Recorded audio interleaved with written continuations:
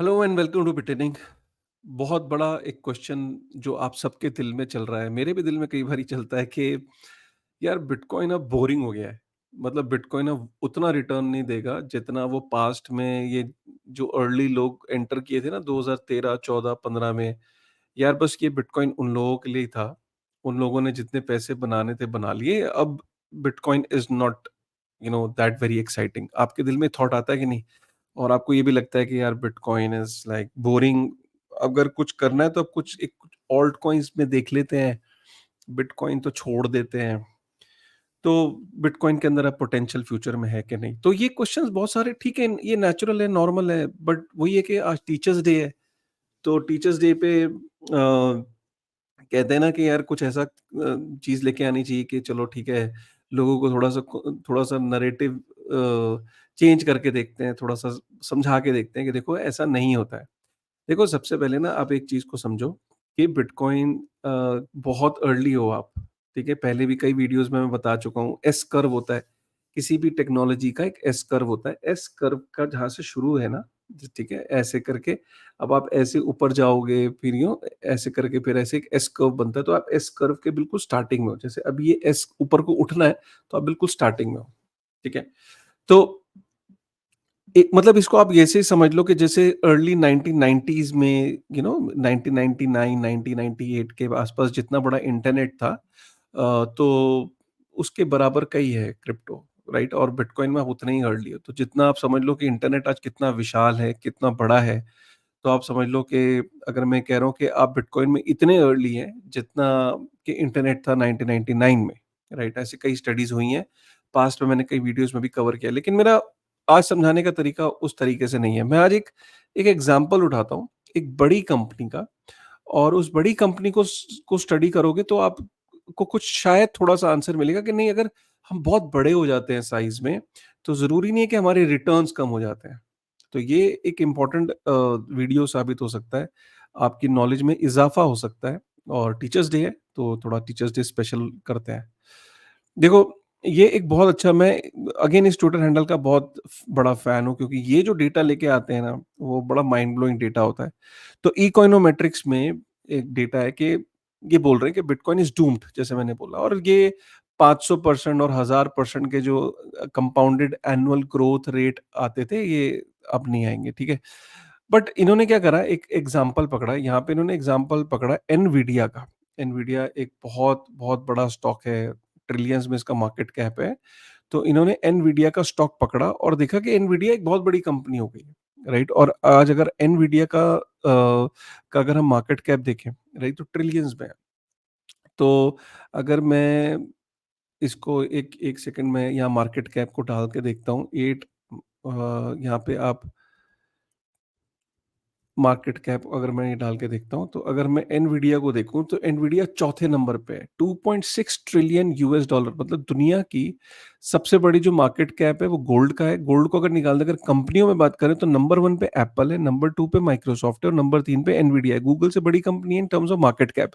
अब इतनी बड़ी कंपनी है मार्केट कैप के अंदर, ठीक है? तो अब आपको लगेगा ये तो रिटर्न नॉर्मल रिटर्न्स देगी, लेकिन यहाँ पे इस वाले सेगमेंट में ये बताने की कोशिश करी है कि जब एनवीडिया को और बिटकॉइन को स्टडी किया गया, ठीक है? तो यहाँ पे ये पाया गया कि जब 0 टू 5 इयर्स, जब 0 से 5 साल का टाइम था, तो शुरुआती दिनों में, तो बिटकॉइन ने भी करीब 1500% तक का रिटर्न भी दिया, ठीक है?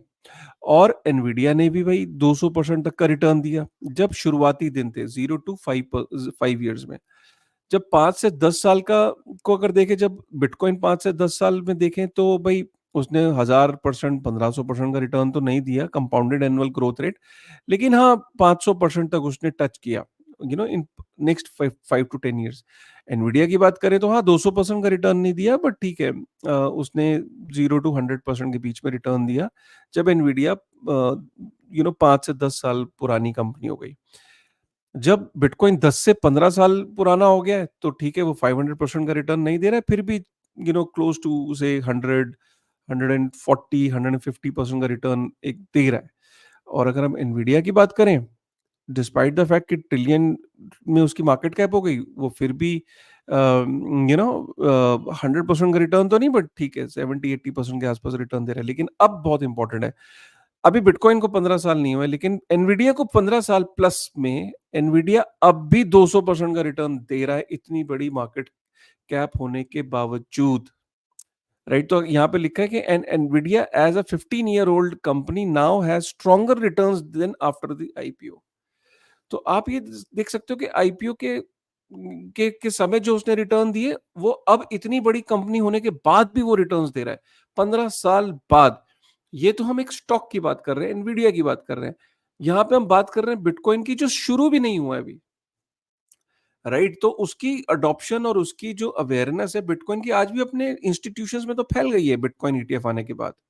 राइट, लेकिन अगर हम बात करें कि ओवरऑल अगर हम बात करें कि बिटकॉइन की अडॉप्शन कितनी बड़ी, तो अभी bitcoin has not even started. तो एनवीडिया इतनी बड़ी कंपनी होने के बाद 15 साल बाद भी 200% का 150% का रिटर्न अगर दे रहा है, तो बिटकॉइन को जब हम ये कहते हैं कि नहीं नहीं नहीं, बिटकॉइन अब तो बुढ़ा हो गया, अब तो स्लो हो गया है, बड़ा हो गया है, इंस्टीट्यूशंस आ गए हैं, अब तो ये इंस्टीट्यूशंस के हाथ में चला गया है, अब क्या ये रिटर्न देगा, अब वो 1000-15, मानता हूँ 1500-1000% का रिटर्न नहीं होगा, लेकिन आप ये भी भूल जाइए, दिमाग से निकाल दीजिए कि 10-10% के रिटर्न देगा या 20% के रिटर्न देगा। रिटर्न्स हम एनवीडिया को देख कह सकते हैं कि चाहे कितना ही बड़ा मार्केट कैप हो जाए, जनरली ये परसेप्शन होती है कि अगर market cap 2.5 trillion US dollar का हो जाए, तो रिटर्न भी उस तरीके से डिमिनिश होने लगते हैं। ये एक मिथ है, क्योंकि हमने एनवीडिया का एग्जांपल देखा। अगर हम बिटकॉइन के भी पर्सपेक्टिव से देखें, तो बिटकॉइन भी अपने बहुत अर्ली स्टेजेस में है। डिस्पाइट द फैक्ट उसका 1 ट्रिलियन यूएस डॉलर का उसका मार्केट कैप है, still there is a lot and lot of room for Bitcoin to grow. तो ये है पॉइंट समझाने वाला। आई होप आपको ये पॉइंट समझ में आ गया होगा, ठीक है? दूसरी चीज़ को हम समझाते हैं। देखो, एक ये भी क्लियर है कि बिटकॉइन कम वॉलेटाइल हुआ है पिछले 5 साल में। अगर देखिए बिटकॉइन जब $60,000 क्रॉस किया था 2021 में, और आज हम देखें तो Bitcoin is 5 time less volatile in comparison to 2021। ये भी आपको ध्यान में रखना है कि बिटकॉइन की वॉलेटिलिटी कम भी हुई है पहले से और अब में। अगर हम बात करें सितंबर की बात करते हैं ओवरऑल, ठीक है? कॉइन ग्लास का ये यहाँ से मैंने डेटा उठाया है। अगर सितंबर की बात करें ना, सितंबर ये देखिए bitcoin has always performed worst in the month of September. Like out of से 2013 से लेके 11 साल में सिर्फ 3 बार ऐसा हुआ है कि बिटकॉइन ग्रीन में रहा है, वो भी 2-2 परसेंट की रिटर्न दी है उसने सितंबर में। हर साल सितंबर में bitcoin is very bearish in September, but October is a different story. और अक्टूबर में जरा रिटर्न्स देखिए 47%, 40%, 28%। जरूरी नहीं है कि रिपीट करेगा, बट एक पास्ट के बेसिस पे आप ये कह सकते हो कि पिछले 10-11 साल में अक्टूबर हैज only been twice जहाँ अक्टूबर has been red, otherwise bitcoin has really performed well। Quarter की बात करें ना, अगर हम लास्ट क्वार्टर की, जो क्वार्टर 4 होता है वो बिटकॉइन के लिए सबसे अच्छा होता है। अक्टूबर, नवंबर, दिसंबर, आप ये देख सकते हो पिछले 10 सालों में last quarter has given a substantial return. Right, तो ये एक एक आपके लिए एक होप होना चाहिए। उसके बाद बिटकॉइन के अंदर अभी क्या हुआ, क्योंकि हम तो बात अभी की कर रहे हैं। देखो यार, सिंपल सी बात है, बिटकॉइन के अंदर से पहली मई को एक 500 मिलियन यूएस डॉलर निकले थे, और अब उसके बाद दूसरा सबसे बड़ा ये आउटफ्लो हुआ है 4 सितंबर को, 3 सितंबर को 287 मिलियन यूएस डॉलर बिटकॉइन में से निकले। राइट, तो बिटकॉइन का ईटीएफ में काफी आउटफ्लो हुआ है। एनवीडिया की बात मैं कर रहा था, आप देख सकते हो कि एनवीडिया, ये खबर मार्केट के अंदर बेसिकली एनवीडिया के ऊपर एक डिपार्टमेंट ऑफ जस्टिस की का कुछ नोटिस आने की बात मार्केट में आई। एनवीडिया क्रैश किया जब इतना बड़ा क्रिप्टो, जो कि 5 दिन में 17% गिर गया एनवीडिया का शेयर, आप ये देख सकते हो। तो 5 दिन में 17% गिरने से ओवरऑल उसने मार्केट को ड्रैग किया। क्रिप्टो जो बिटकॉइन, ये हाईली कोरिलेटेड रहते हैं स्टॉक मार्केट से। जब एनवीडिया के अंदर ड्रॉप आया शेयर के अंदर, तो पूरी मार्केट नीचे आई, और उसके बाद हमने देखा कि ओवरऑल क्रिप्टो मार्केट भी डाउन है। बट एनवीडिया ने बाद में डिनाई किया कि डिपार्टमेंट ऑफ जस्टिस से जो एंटी ट्रस्ट सबीना है वो गलत खबर है। ऐसा उनको कोई भी सबीना रिसीव नहीं हुआ है। उसके बाद मार्केट हैज अगेन रिकवर्ड, और बिटकॉइन जो 55,000 यूएस डॉलर के आसपास चला गया था, again it has come to 57,000 US dollar. But ये चलता रहेगा। ओवरऑल अगर आप मार्केट में देखो तो ओवरऑल जो मैंने आपको पहले सेगमेंट में बताया कि Bitcoin is here to stay, and it is going to give good returns in the future. क्योंकि एक और रीज़न आप समझो, बिटकॉइन की जो ओवरऑल सप्लाई है वो उसका 74% इल्लिक्विड है। इल्लिक्विड का मतलब है जैसे कि एकदम it is not readily available for trade, illiquid है, राइट? जैसे जैसे ज़मीन है आपके पास, वो इल्लिक्विड एसेट होता है, राइट? कि ऐसा नहीं कि एकदम आप चाहोगे कि ज़मीन आज बिक जाए और आज बायर आपके दरवाज़े पे बेल बजा के खड़ा है कि मैं लाओ मुझे ज़मीन बेच दो। आपको ढूँढना पड़ता है, बायर को अपने रेट नेगोशिएट होते हैं तब। So land is a very illiquid asset जब हम कहते हैं। सो बिटकॉइन भी एक होल्डर्स के पास आप ये समझ लो 74% सप्लाई है, जो मार्केट में कहता है हमें ट्रेड ही नहीं करना, हमें बेचना ही नहीं है। तो जब 74% इल्लिक्विड होने से क्या है कि 26% ही तो लिक्विड है। तो इतनी कम सप्लाई पे आपके जो प्राइस है, राइट? जो प्राइस डिस्कवरीज़ हैं, वो रियल टाइम में नहीं हो पाती एंड देन यहाँ पे उसमें आपको बड़े-बड़े आपको प्राइस मूवमेंट देखने को मिलते हैं जब कोई कोई एसेट जो है वो इल्लिक्विड हो जाती है, राइट? तो ये यहाँ पे कहने का मतलब है कि जो होल्डर्स हैं, जो लॉन्ग टर्म बिलीवर्स हैं, उनकी तादाद बिटकॉइन के अंदर बढ़ती चली जा रही है, राइट? और बिटफिनिक्स ने एक रिपोर्ट आई है, बिटफिनिक्स ने की ये रिपोर्ट है, ये आपको पढ़नी चाहिए, मैं लिंक में डिस्क्रिप्शन में डाल दूँगा। बिटफिनिक्स ये कह रहा है कि जो फेडरल रिज़र्व जो रेट कट है, अब ये सब लोग एक्सपेक्ट कर रहे हैं, ये प्राइस्ड इन हो चुका है। लोग इसके प्रॉफिट्स बुक करने के मूड में हैं। ऐसा नहीं कि रेट कट होंगे तो बिटकॉइन ऊपर जाएगा, ऑलरेडी प्राइस्ड इन है और यहाँ से आप देख सकते हो कि bitcoin can take a correction and it can land in between 40,000 to 50,000 US dollar के बीच में, then probably start recovering in October. तो ये बिटफिनिक्स की रिपोर्ट है जो कि काफ़ी बेयरिश साउंड कर रही है बिटकॉइन के लिए। ये इनकी रिपोर्ट है, इसको आप पूरा स्टडी कर सकते हो इस रिपोर्ट को। लिंक पे मैं डाल दूँगा। एफबीआई वार्न कर रहा है कि कोरियन हैकर्स जो हैं, वो यूएस के बिटकॉइन और क्रिप्टो ईटीएफ्स को टारगेट कर रहे हैं और एक्सचेंजेस को टारगेट कर रहे हैं और ये इन्होंने एक नोटिस निकाला है federal bureau of investigation FBI ने नॉर्थ कोरिया को लेके। उसके बाद हम बात कर रहे हैं कमला हारिस की खबर आई कि वो क्रिप्टो में डोनेशन एक्सेप्ट कर रही हैं बट वो गलत है। एक कोई कोई ऑर्गेनाइजेशन है जो कमला हारिस को सपोर्ट करती है तो वो क्रिप्टो के अंदर एक्सेप्ट करने लग गए हैं डोनेशन एंड वो कमला हारिस को सपोर्ट करते हैं। तो ये खबर गलत थी। कल रात ये खबर बहुत लोगों ने ट्वीट किया कि कमला हारिस जो है वो डायरेक्टली क्रिप्टो डोनेशन को एक्सेप्ट कर रही है व्हिच इज़ रॉन्ग। निश्चल शेट्टी वज़ीर एक्स के एपिसोड में देखो वज़ीर एक्स की बात करें तो 3 चीज़ें हैं जो मेरा मानना है कि वज़ीर एक्स 3 पॉइंट पे बहुत फ़ोकस कर रहा है बनास को लेके।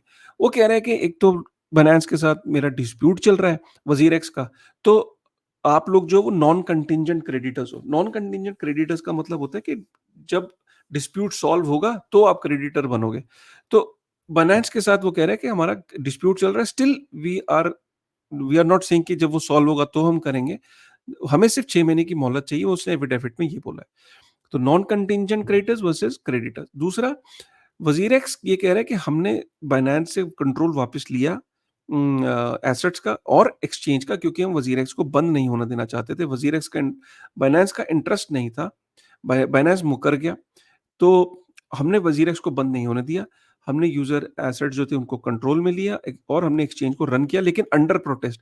अंडर प्रोटेस्ट का मतलब है कि उन्होंने लीगल केस खत्म नहीं किया बायनांस से, एक लीगल केस को चलते रहने दिया। अंडर प्रोटेस्ट उन्होंने क्योंकि वो वज़ीर एक्स को बंद नहीं करना चाहते थे, यूज़र्स को नुकसान ना हो तो इसलिए उन्होंने अंडर प्रोटेस्ट ये वापस लिया लेकिन उनका केस ऑलरेडी ओनरशिप का लेके बायनांस के साथ चल रहा है।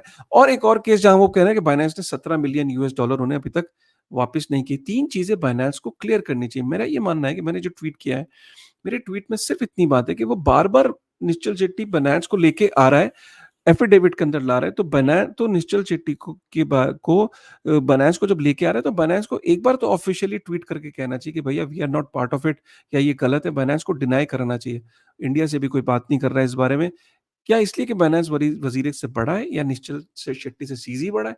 आई थिंक बड़ा-छोटा नहीं देखना चाहिए। अगर बायनांस का नाम बार-बार वो लेके आ रहा है, तो बायनांस को ट्वीट करने में क्या है, क्लैरिटी करने में क्या है, एक पब्लिक स्टेटमेंट इश्यू करने में क्या है? सो दे शुड डू इट। और जो हैकर है, वो कंटिन्यूअसली वहाँ से माल निकाल रहा है, टोनी कैश पे बेच रहा है, मिक्सर पे और वहाँ से वो कन्वर्ट कर रहा है, जो उसने हैक किया है वज़ीरेक्स को। ऑलरेडी 5000 ईथ वो मूव कर चुका है, $12 मिलियन और वो मिक्सर पे भेज के वहाँ से फंड्स को अलग-अलग वॉलेट्स में ले जा रहा है। राइट।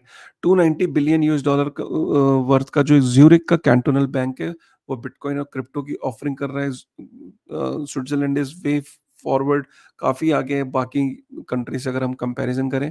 और यहाँ पे आप देख सकते हो इस वीडियो के अंदर कि जो एवरेज हाउस प्राइस है यूएस के अंदर इन टर्म्स ऑफ बीटीसी वो बड़े कम होते जा रहे हैं। मतलब डॉलर में तो वो वैल्यू बढ़ रही है, लेकिन इन टर्म्स ऑफ बीटीसी देखो 6 बीटीसी का अब घर आ रहा है, जो किसी टाइम में 664 बीटीसी में एक घर आता था, यूएस के अंदर अब वो 6 बीटीसी में आ रहा है। तो ये बताने की कोशिश की गई है। तो right, this is all the updates I had and wishing you all a very happy teachers day. आप लोग भी मेरे टीचर हो, क्योंकि आप लोगों से मैं बहुत कुछ सीखता हूँ, आपके कमेंट से बहुत कुछ सीखता हूँ, आपके कमेंट के बेसिस पे फिर मैं कंटेंट बनाने की कोशिश करता हूँ। कैसा लगा आपको आज का वीडियो? प्लीज़ एक बारी कमेंट करके बताइएगा। मिलते हैं फिर एक नई वीडियो में एक नई एनर्जी के साथ, तब तक थैंक यू वेरी मच।